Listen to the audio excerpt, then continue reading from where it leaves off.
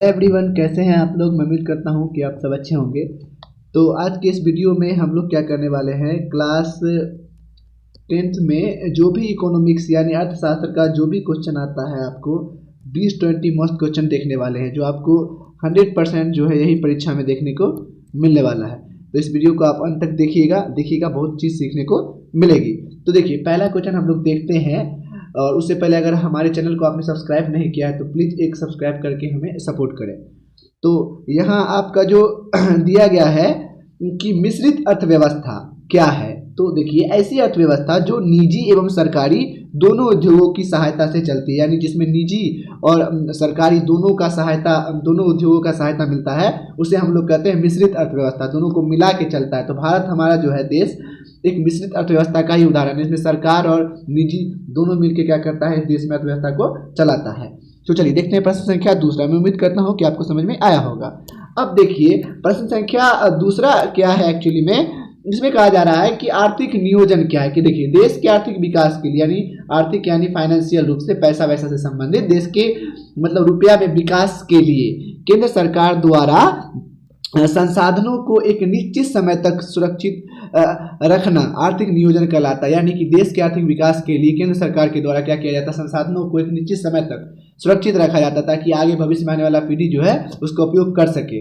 तो इसी को हम लोग क्या कहते हैं, आर्थिक नियोजन कहते हैं। आर्थिक नियोजन की सहायता से कोई भी देश जो है तीव्र गति से विकसित होता है। इसी को हम लोग कहते हैं आर्थिक नियोजन। अच्छा क्वेश्चन था। चलिए देखते हैं प्रश्न संख्या तीसरा। तो इसमें क्या कहा जा रहा है, इसमें कहा जा रहा है आपका इसमें कि उपनिवेश यानी आपका उपनिवेश क्या है।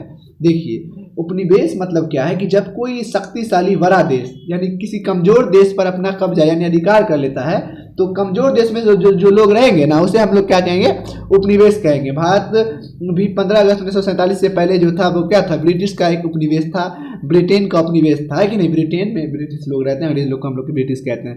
तो वो भी पहले क्या था, उसका हम लोग अपनी उपनिवेश थे। अच्छा क्वेश्चन है ना, याद कर लीजिए, एकदम आसान भाषा है। चलिए देखते हैं प्रश्न संख्या चौथा।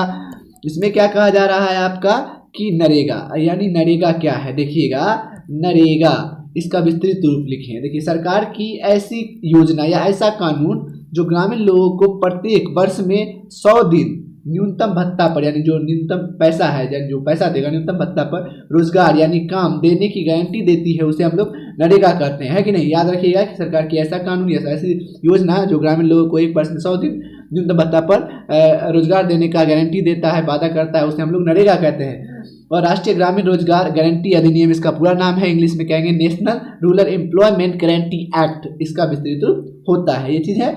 और राष्ट्रीय ग्रामीण रोजगार गारंटी कानून यानी योजना 25 अगस्त 2005 को क्या हुआ था, ये पारित हुआ था, नरेगा योजना चालू किया गया था। चलिए देखते हैं प्रश्न संख्या पांचवा। तो देखिए, नरेगा में जॉब कार्ड जो है आपको इस तरह से मिलता है, जैसे आप देख सकते हैं। चलिए अब हम लोग देखते हैं प्रश्न संख्या कौन सा।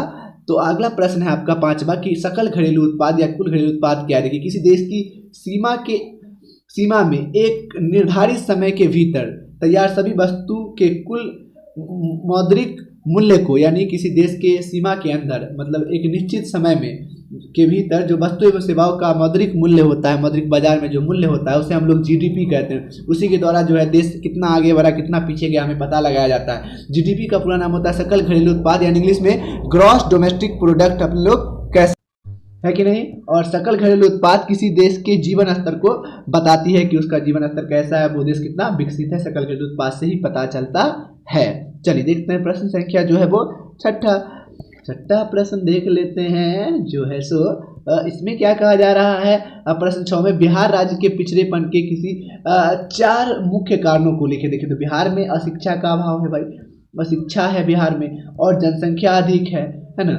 मतलब कि पिछड़ेपन के किन्हीं 4 क्यों है, मतलब ऐसा है, जनसंख्या अधिक है, जनसंख्या हमने ट्रिक बताया है इस तरह से, जनसंख्या अधिक, अशिक्षा है, शिक्षा का अभाव यानी अशिक्षा है या ना, ये चीज़ें। और तकनीक का अभाव है, यहाँ तकनीक यानी टेक्नोलॉजी यहाँ अपने यहाँ क्या है, नहीं है।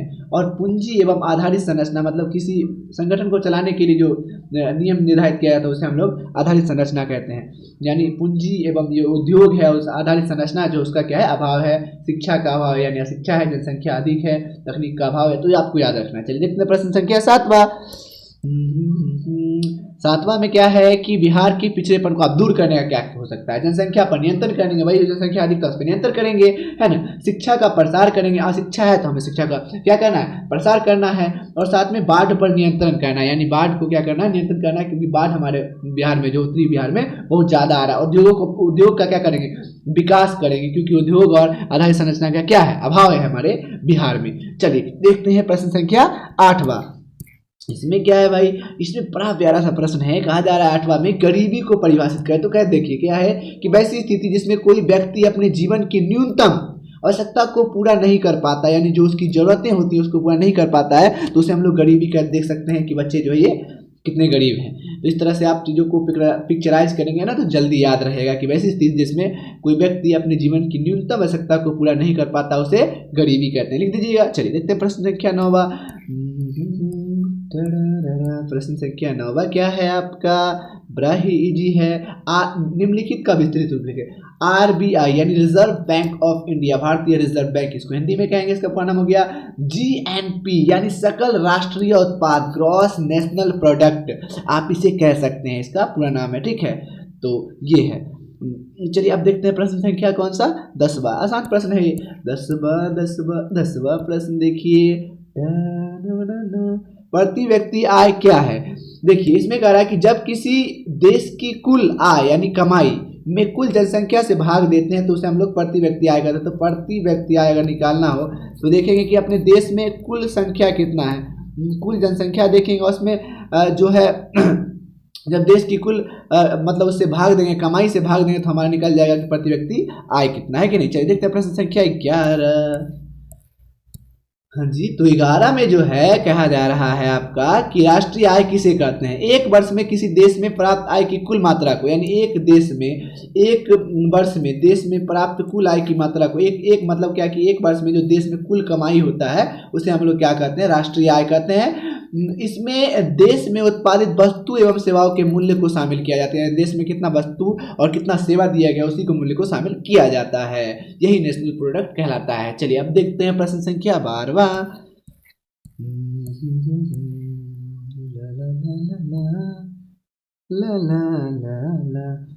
प्रश्न संख्या जो है 12 में क्या है आपका? बचत क्या है? आय तथा उपभोग। आय जो अपना कमाते हैं कमाई, उपभोग मतलब जो खर्च करते हैं। तो आय उपभोग यानी जो कमाया जो खर्च किया, उसके जो कमाया ना उसमें से खर्च को घटा दिया, उसके बाद जो बचा वही आपका बचत है, यानी आय तथा उपभोग के अंतर को बचत कहते हैं। अथवा प्राप्त आय में से जितनी राशि खर्च करने के बाद शेष बचती है उसे क्या कहते हैं? बचत कहते हैं। देखिए बचत बराबर आपका हो जाता है कि आमदनी जो आपका आय है उसमें से खर्च जो किया आपने उपभोग किया उसे घटा दें, है ना। तो ये आपका सेविंग हो गया।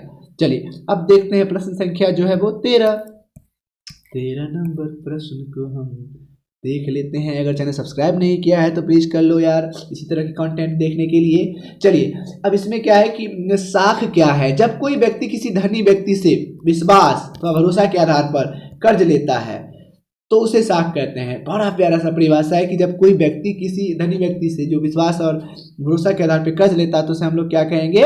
साख कहेंगे। देखिए इस प्रक्रिया में उतना ही मुद्रा ब्याज सहित लौटाने का वादा किया जाता है, यानी जितना आपने लिया है 2% उसने दिया है उतना पैसा तो देना ही होगा, साथ में आपको ब्याज भी देना पड़ेगा, इसे हम लोग साख यानी सूद कहेंगे। चलिए देखते हैं प्रश्न संख्या कौन सा, देख लेते हैं। प्रश्न संख्या जो है 13 नंबर प्रश्न देख लेते हैं। तो 13 नंबर प्रश्न में क्या है देखिएगा। 13 नंबर प्रश्न में जो है वो कहा जा रहा है डेबिट कार्ड क्या है? तो ऑनलाइन पेमेंट कह रहा है क्या? ऑनलाइन पेमेंट या एटीएम से रुपए निकालने के लिए उद्देश्य से बनाया गया प्लास्टिक का कार्ड हम लोग डेबिट कार्ड कहेंगे, यानी ऑनलाइन पेमेंट करने के लिए और साथ में क्या है एटीएम से रुपए निकालने के उद्देश्य से बनाया गया प्लास्टिक का कार्ड होता है जिसे हम लोग डेबिट कार्ड। डेबिट कार्ड में उपलब्ध पैसा जो होता है रुपया वो व्यक्ति का अपना होता है, यह लगभग सभी व्यक्ति के पास हो जाता है जब आप 18+ हो जाते हैं तो सरकार आपको देती है, आपको डेबिट कार्ड रहा इस तरह का रहता है, ठीक है। चलिए अब समझते हैं क्रेडिट कार्ड क्या है, यानी आपका क्रेडिट कार्ड समझ लेते हैं। तो क्रेडिट कार्ड क्या है? क्रेडिट कार्ड बैंक हिस्ट्री यानी बैंक के इतिहास जो होता है, बैंक में क्या क्या आदान प्रदान किए हैं, कितना रुपया आपने रखा है, बैंक हिस्ट्री के आधार पर बैंक द्वारा जारी किया गया वह प्लास्टिक का कार्ड जिसकी सहायता से एक निश्चित ऋण पर कोई भी सामान खरीदा जा सकता है उसे क्रेडिट कार्ड कहते हैं। यानी इसमें जो पैसा होता है क्रेडिट कार्ड में उपलब्ध पैसा बैंक का होता है और आप उससे सामान खरीद लेते हैं और बाद में जो बैंक उस पर ऋण ला के आपसे पैसा लेता है एक निश्चित समय पर, और उससे पहले यदि आप उसका पैसा दे देते हैं तो आपको जो है नहीं लगता है सूद। यह बैंक द्वारा चुनिंदा लोगों के पास होता है, ये सबके पास नहीं होता। जब आप बैंक में ज़्यादा लेन देन करेंगे ना तो खुद ही आपको बैंक मैसेज करेगी कि प्लीज़ प्लीज़ प्लीज़ आप क्रेडिट कार्ड ले लें, और सबको ये नहीं ले सकता है। चलिए अब हम लोग देखते हैं प्रश्न संख्या कौन सा, तो 15, ये आपका क्रेडिट कार्ड हो गया कि नहीं।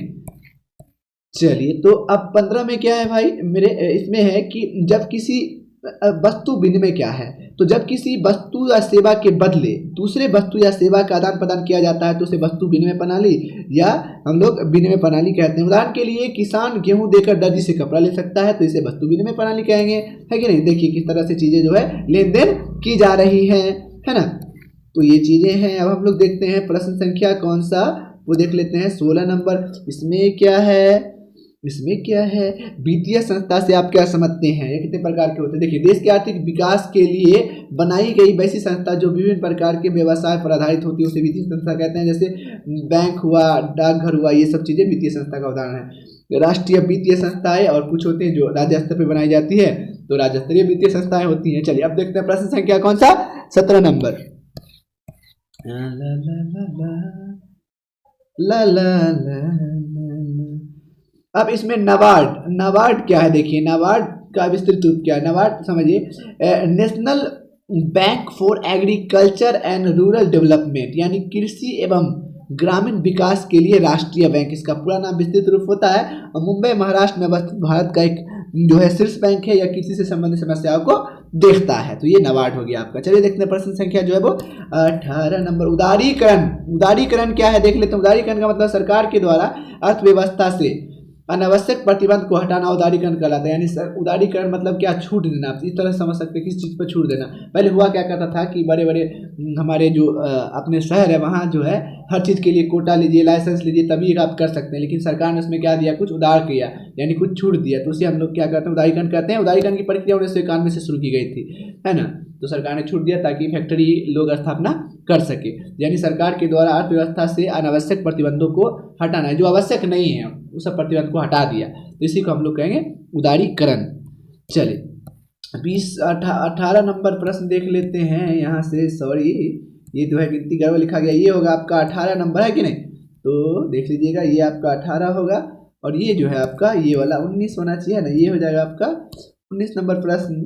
तो 19 नंबर में क्या है, भारत में सर्वप्रथम राष्ट्रीय आय की गणना कब और किसके द्वारा की गई। देखिए भारत में सबसे पहले राष्ट्रीय आय की गणना जो है 1868 ईस्वी में दादा भाई नौरोजी द्वारा की गई थी, है ना। और जो है इनका पुस्तक poverty and un British rule in India में प्रति व्यक्ति आय जो है 20 रुपया बताई गई थी, है ना। तो ये है आपके दादा भाई नौरोजी, जिनका जन्म जो है 4 सितंबर 1825 को हुआ था और 30 जून 1917 को ये मतलब चले गए। चलिए अब देखते हैं प्रश्न संख्या आखिरी यानी 20 नंबर प्रश्न देख लेते हैं। तो इसमें क्या कहा जा रहा है, निजीकरण क्या है। जब सरकार अपने संस्था के संपूर्ण हिस्सा का कुछ हिस्सा बेच देती है तो उसे हम लोग कहेंगे निजीकरण। यानी सरकार जब अपने संस्था उसका संपूर्ण हिस्सा में से कुछ हिस्सा क्या करता है, प्राइवेटाइजेशन कर देता है, यानी बेच देता है, उसे हम लोग निजीकरण कहते हैं। किसी क्षेत्र में गुणवत्ता बढ़ाने के लिए सार्वजनिक क्षेत्र को निजीकरण में कन्वर्ट किया जाता है, यानी परिवर्तित किया जाता है। तो इस तरह से चीज़ें हैं और मैं उम्मीद करता हूँ कि आपको समझ में आया होगा। अगर समझ में आया ना तो प्लीज़ चैनल को करो सब्सक्राइब यार, है ना, जरूरी है यार, तभी तो मोटिवेशन मिलेगा और इस तरह की वीडियोस बनाने के लिए।